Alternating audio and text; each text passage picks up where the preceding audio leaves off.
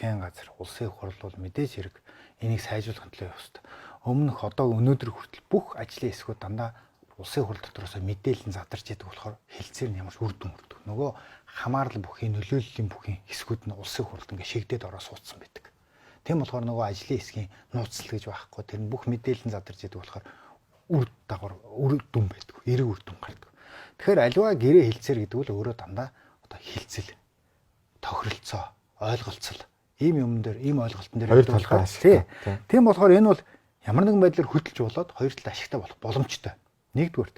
Хоёрдугаарт манай энэ 34% гэдэг бол манай шууд одоо эзэмшиж байгаа 34% биш. Нөгөө нөхцөл нь чи мөнгө төлж авах 34. Гэхдээ энэ 34 чи өөрөө би үйл ажиллагаа дураараа мөнгөө зараад хөрөнгө оруулалтаа анх байснаасаа 4-5 дахин шахуу өсгөгдсөн хөрөнгө оруулалтаа нөхөд дууссаны дараагаар юм үлдүүл чамд өгөх 34% гэдэг нэг юм ашигын 34 байхгүй да. Тэгэхээр энэ бол үнэндээ манад хэрэгцээг 34 юм байна.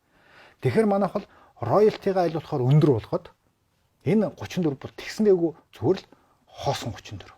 Дээрээс мөнгө төлжээж авна. Дээрээс нь хизээч энийг одоо нөгөө Дубайн гэрээ мэрэгөөр тэндээс ашиг гараа тэр нь төлнө гэсэн ойлголт байна. Энэ компани ч өөрөө агуу том үндэстэн дамсан дэлхийн том уулуурхайн компани. Манайхаас олж байгаа орлого чинь тэр бусад бүх үйл ажиллагааныхын зардлыг нөхөө явж байгаа шүү дээ. Бид энэ бүх юмыг чинь хүлээн зөвшөөрөд гарын үсэг зураа хийцгээсэн улсууд.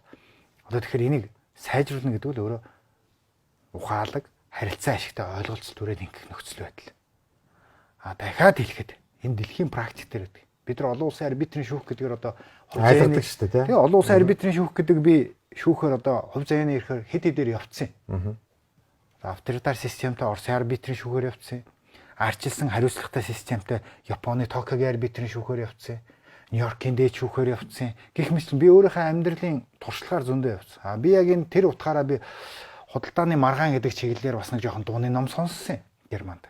Тэгээ зүгээр ингээд туршлага болон тэр онлын хувьд ингээ хараад үзэх юм бол эн чинь өөрөө дахиад хэлэхэд манай дотоод хариуцлага хуулийн тогтолцоо, хариуцлага хүлээх чадвараас бүх юм шалтгаалж байгаа. Энд тэр гэрээг хийсэн. Тэр улсыг өнөөдөр боддоор нүдэн дээр харж байгаа хохироосон гэдэг нь өөрөө шууд аливаа улс оронд бол дэлхийн зөв явж байгаа улс оронд бол нотлох баримт нь болтгий. За хариуцлага хүлээн штэ. Тэгээ хариуцлага хүлээлгдсэн тохиолдолд энэ өөрөө эрүүгийн хариуцлага хүлээлгдсэн тохиолдолд тэр хүмүүст энэ гэрээг чи өөрөө хүчин төгөлдөр бус автомат болдог. Тэг ялч дэлхийн арбитрийн шүүх төр.